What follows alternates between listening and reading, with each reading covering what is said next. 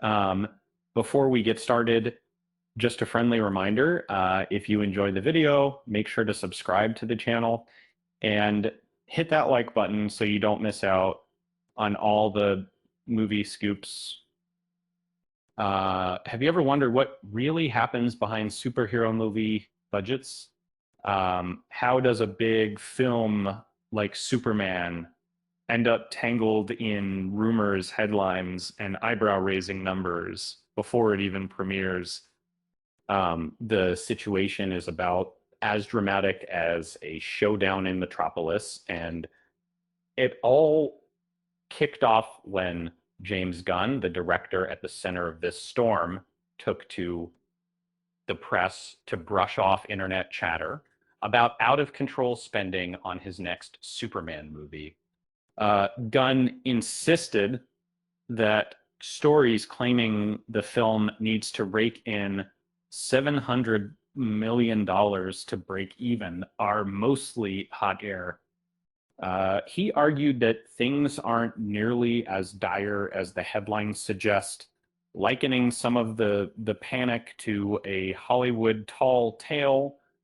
In his view, this reboot isn't even the wildest project on the board, just one that, if approached smartly, could lead DC into a bright, lucrative future. But then came a plot twist. The Hollywood Reporter dug up filings in Ohio showing a reported production budget of about $363.8 million. That's a number big enough for the state to put on public record, since it unlocks hefty tax perks for the studio. Gunn was quick to cast doubt on that amount online, musing about how anyone outside the production could possibly know the actual figure. For the record, he didn't volunteer a different number.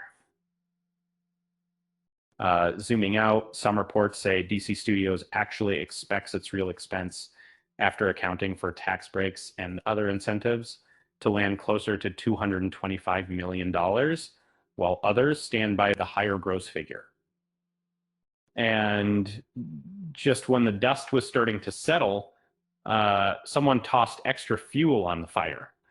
Global marketing is rumored to cost Warner Brothers up to $200 million more, toss in various overhead costs, and the total bill could soar past $600 million.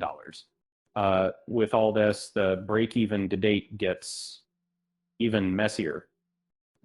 Industry pros say that if studio accounting is even close to accurate, the movie would need to make something like $800 million globally just to cover costs, given the studio only takes home about half of the box office. And Gunn, on the other hand, has his own angle.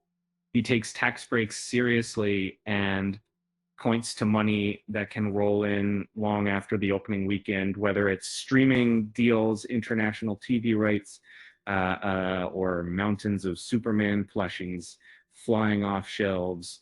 And both viewpoints seem plausible, but neither tells the whole story. And incentives are real, but they don't bring down marketing costs. Ancillary income streams are great, but it's risky to bet the farm on them. On paper, Gunn's optimism has a basis, but the plain math isn't nonsense either. Meanwhile, there's